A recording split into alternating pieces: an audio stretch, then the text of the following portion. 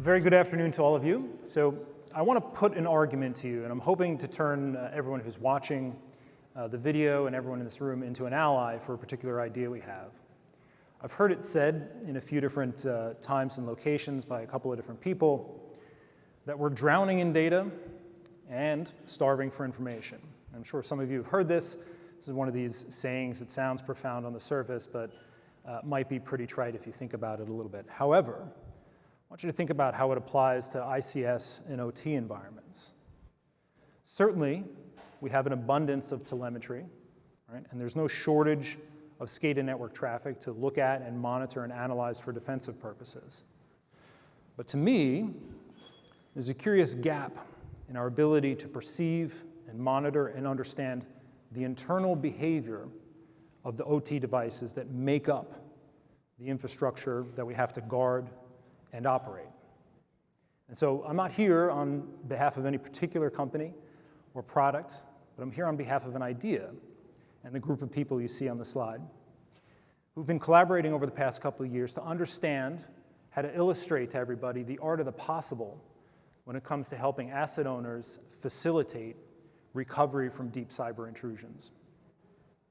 And so that's what this talk is about. Imagine you're a pipeline operator who has some sort of widespread ransomware on their IT side. I know a difficult thing to conceive, but suspend disbelief for a moment. Imagine the room, right? So imagine that conference room, 1 day in, 2 days, 3 days, 5 days, 6 days, when the question, are we cyber clean, is posed over and over again. Who answers this question? Where do they get answers to that question? Right? When they're being asked, what now? Is it safe to restart? Can we go? Imagine you're the person who has to provide answers and give the thumbs up or the green light to that recovery procedure. What you're seeing is uncertainty unfold, uncertainty in action, uncertainty in operation. And you may even have a plan. That's fine. But you need information to actuate decisions in the context of that plan. Oh, and by the way, since you've preemptively and proactively shut down your OT and your SCADA network, you don't have necessarily that source of information to drive your decision making. You can even put a price on this, right? I happened to look at a PHMSA report for a purely physical petroleum leak, relatively small, 4,000 gallons.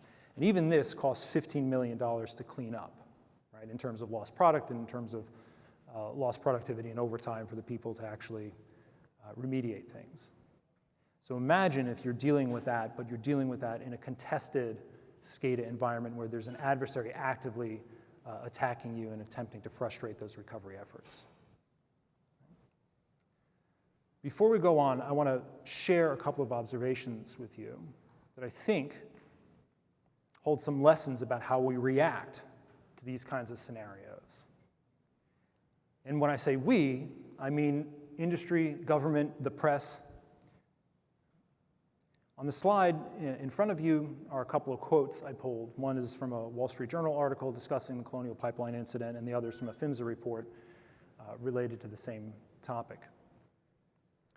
And what you see, I think, is some misaligned incentives, right? Plenty of good intentions, but misaligned incentives. And so TSA initially said, hey, in reaction to this, utilities, operators, you've got to do a bunch of stuff. One of those is shrinking the notification window down to 12 hours, very rapid, right? You got to let people know what's going on very, very quickly. The worm in the apple here is that the first draft of history is often wrong. Right? It does no good to get people worked up about any phenomena you might choose, whether it's stuff flying in the sky or stuff leaking on the ground, without good and accurate information. Right? So you want that initial report to be actionable kind of intelligence, not vague speculation, and not wrong. So you need that disclosure grounded in solid evidence and good intelligence and good information. Okay? So it's good, you can see where the government wants to encourage operators and utilities to go, but they don't have a way to get there. Right? There's a hole, there's a gap. How do they get that information? And as for the PHMSA advice or commentary, which is entirely appropriate, about having a good plan and practicing it, I'll stipulate you may have a good plan. It may be an excellent plan. But we all know that a plan is not some automated checklist, right? It's a set of guidelines for guiding your actions in a highly dynamic real-world situation. It's not just an automated execution. And in order to drive through the plan, in order to step through the decisions in that plan, you need data. Right? So where does this leave us? Right? We have lots of good intent, but some misaligned incentives. And I think one underlying cause of that is the topic of this talk, right? The fact that we don't really have good ways to get intelligence out of the devices that make up the infrastructure we're protecting. Okay? So how do we recover and restart with confidence? This is the key question. And I think I've been making the point over the last couple of slides that information is essential to make effective decisions. It's particularly important, of course, in highly dynamic situations like recovering from cyber attack.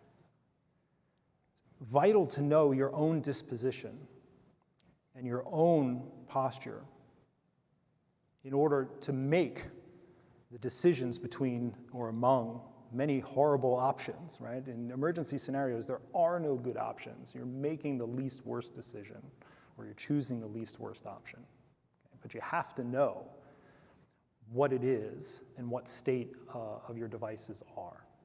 Okay. So what do we need? Hey, technology.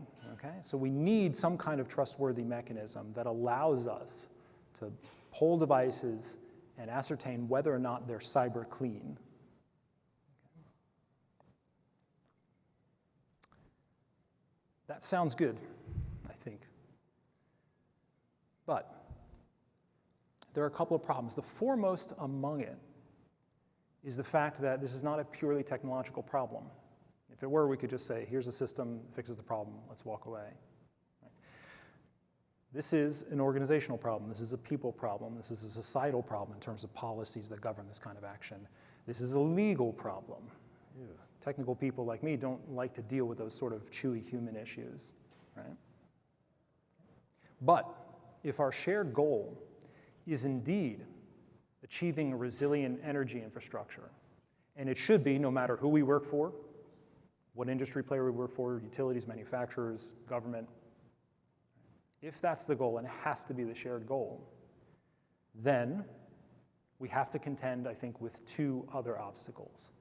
The first is the acceptance of the reality that these IEDs contain microprocessors, contain CPUs, microcontrollers, they have operating system code on them, and the bad guys can talk to these things. Well, so can we. Right? We have to accept this as a strength rather than some kind of liability to be hidden away and not shown to people. But the second key part of that is to have an increased level of trust among all of these players. And this is not a naive trust. Right? You don't just take stuff on faith. It should be somehow verifiable. And so in this way, I'm hoping to transform this chewy people problem into something that technology can actually help address. Right? And so we can begin to close that gap and address these demands by having and promulgating, designing an open standard for secure access to this very low-level forensics information on these devices. And our team, over the past little while, has done this, prototyped this for two different devices. One is a gas RTU and the other is an RTAC used in the electric sector. We did this without any aid or vendor knowledge or anything like this. Right? So no special access. We're just showing the art of the possible, right? So if we can do this as the good guys, well, imagine what the bad guys know about your devices. Okay? So I'm about to show you a flowchart, and it's a flowchart, notional flowchart of a recovery workflow that one might undertake to respond to such intrusions. And as we look at it, evaluate it, think about the effectiveness of that particular workflow when you're faced with an adversary who has full access and control to level 0, 1, and 2 devices. Oh, and you as the defender, by the way, the arrows in your quiver are something like push buttons and LCDs on the front panel of these devices, maybe access to some vendor RMA. Assume for simplicity, of course, that these devices under the control of the attacker are not responding to telemetry or SCADA control. Right? So you can't operate them or diagnose them in the typical ways. All right, what you're seeing is my poor skills at drawing PowerPoint flowcharts, but this begins with some kind of serious incident in the upper left. And the top couple of rows are a notional depiction of a utility workflow. And underneath that is kind of the decision tree that a vendor might undergo if they get involved. All right, so I'll guide you through this, but the moral of the story is that both of these workflows, I guess the argument I'm making is both of these workflows are largely ineffective for what we want to achieve, and they kind of end in that stop sign. So let's take the utility case first. Right?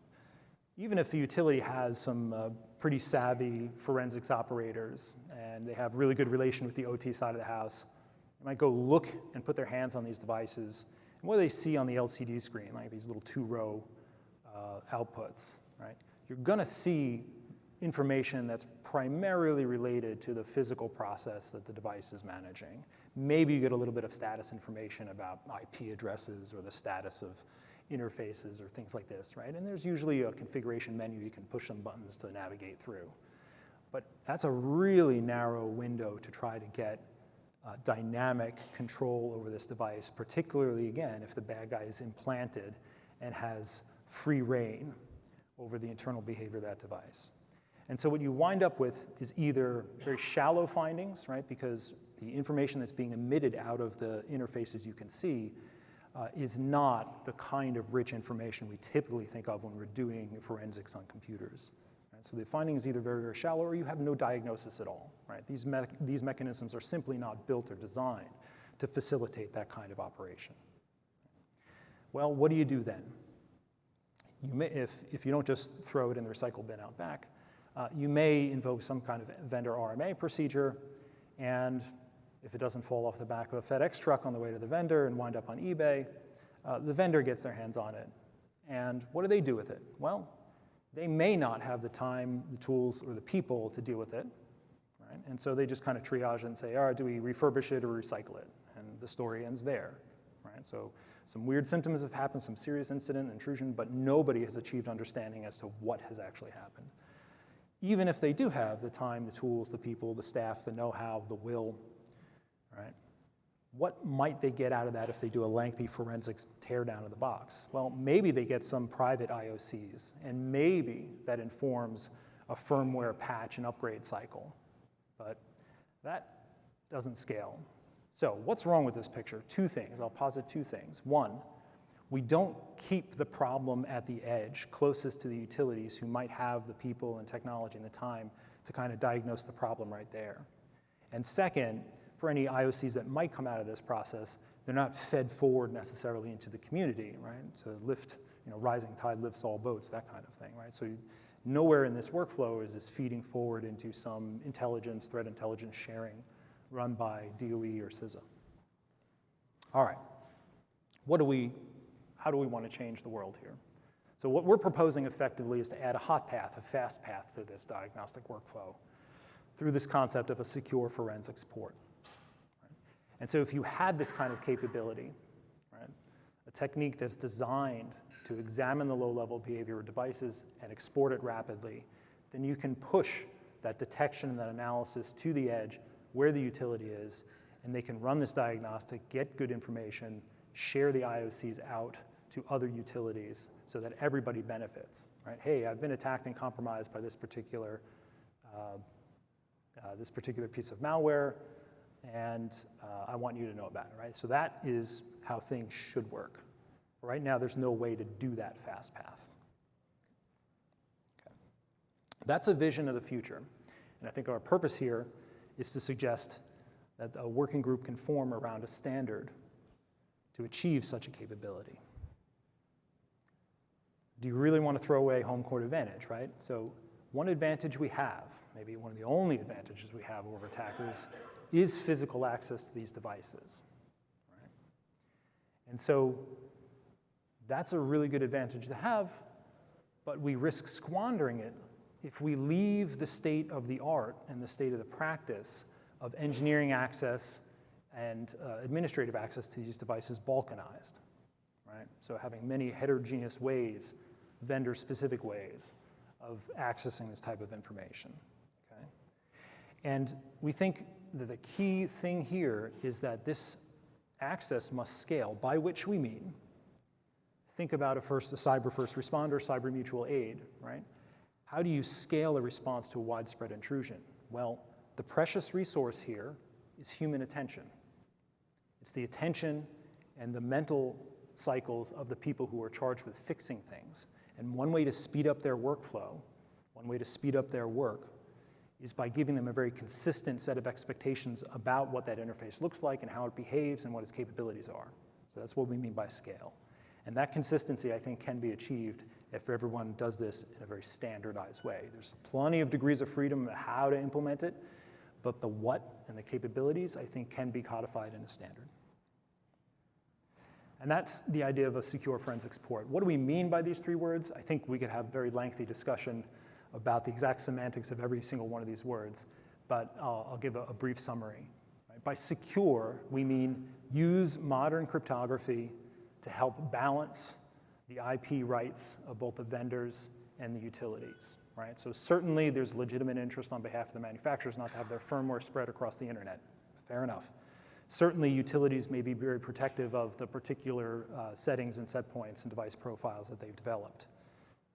By forensics information, we mean the kind of access to computer level behavior of data flow and control flow that we would normally see in IT forensics, and make sure that it's trustworthy.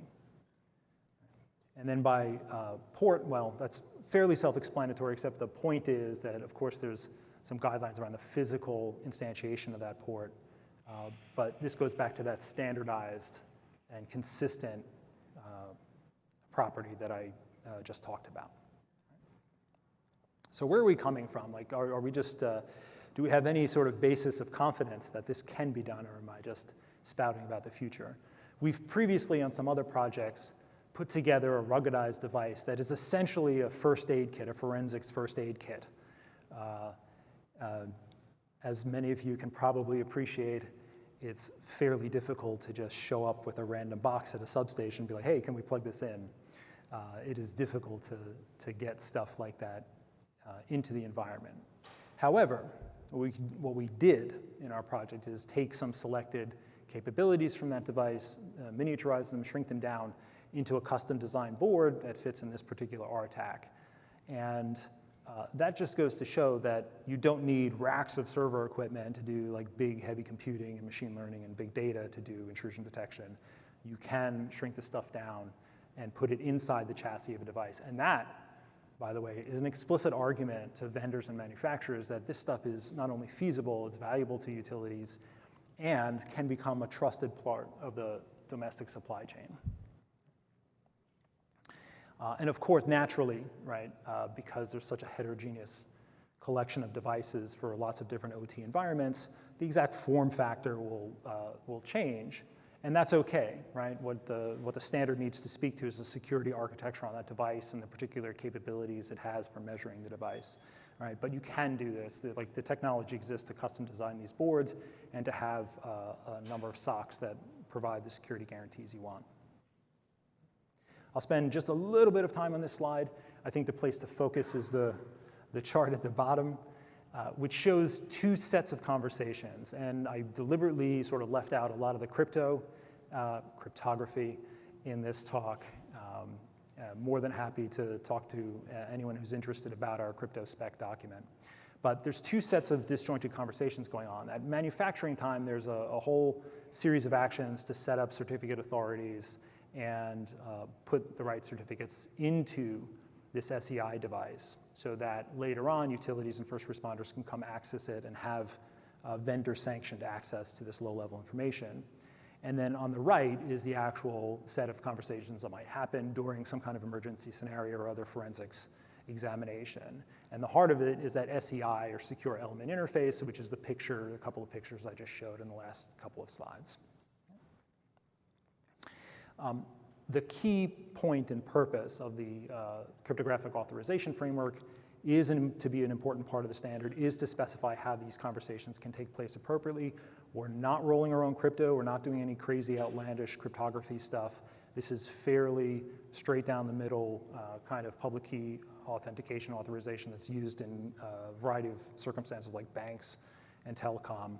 And at the heart of it are a set of standardized entitlements that describe the actions one can take on the device, like dumping firmware and reading memory, or uploading configuration, examining file system, stuff like that. The only thing that might be a little bit different than traditional access control scenarios and authorization scenarios is that in this setting, I think the argument can be made that read operations are actually a little more sensitive than write operations, right? But that doesn't matter to our framework. It's just the set of entitlements that you receive. Here's a quick picture of the piece of software that's on the programmer, which was that middle box a couple of slides ago, which is really just a generic workstation or an engineering workstation. And it's essentially a dumb client that only knows how to authenticate to the SEI. And this is a command line UI that we wrote to demonstrate this for cyber first responders. This is kind of what they'd see in connecting to and authenticating, pre-authenticating to the SEI. And auth supported is sort of a help menu. It says, hey, for this particular device, here are all the actions that are authorized. Here are all the entitlements that are authorized. And they're mapped to that OID, and the OID is the key piece of information that's in the certificate that gets checked and that permits that low-level functionality to be actuated. So, as you may have gleaned by now, like the main argument, the main benefit here, we think, is going to be cutting that time to decision to accelerate recovery and restart. Right? So that's the kind of the core use case here. And as always, we want to stay focused on the operational benefits.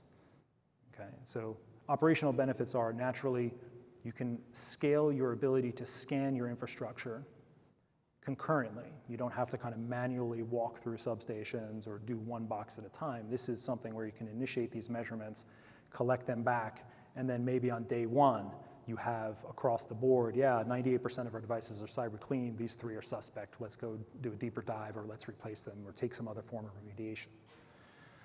One other benefit might be keeping equipment in service, so you don't have to like throw stuff at a vendor and hope that they do something with it. We think, of course, this is applicable in some other scenarios rather than emergency scenarios. This is probably useful as a backstop for supply chain auditing, because it does have very low-level access to the device, as a backstop for other mechanisms of asset enumeration, and then possibly, because it has such a low-level appreciation of the device behavior, help with predictive maintenance. This is my argument in a nutshell. Defenders need privileged access, right? Let's let the good guys swing into action here. And unfortunately, a lot of the IT forensics techniques that we know and love are inapplicable in field devices.